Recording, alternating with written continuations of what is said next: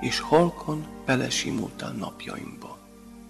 Ha arra gondolok, hogy egyszer majd nem simogatsz, egyszer majd nem csókolsz, felsikít torkomból a kétségbeesés.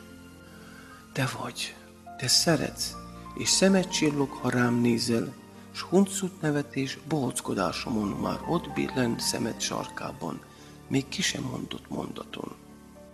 Tudod, mindjárt egybelelkezve kacagtunk boldog önfeledten. Itt érezlek most is, pedig oly messze vagy.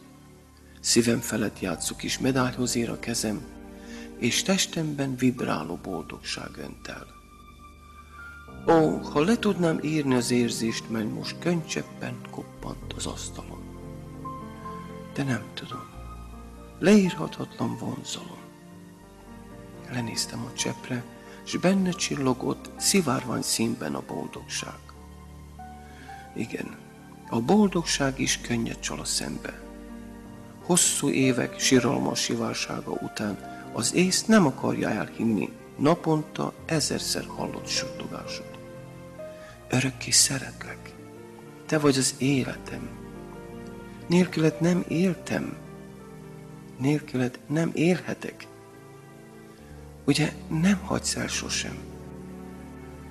Ó, Istenem, mondd meg őszintén, biztos megérdemeltem, hogy sok-sok év után ennyire szeressenek?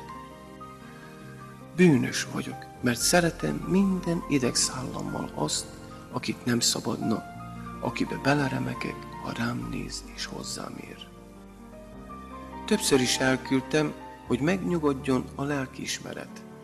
Mindketten belehaltunk a vágyba, egymással átért 1000 csodába. Megfogadtam, többet nem teszem.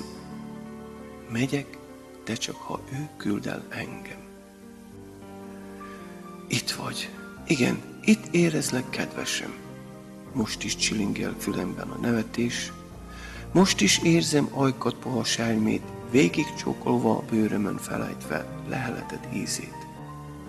Egymást szorítsuk, kapaszkodva a jövőbe, és szavak nélkül is tudjuk, életünk lett e nagy szerelem.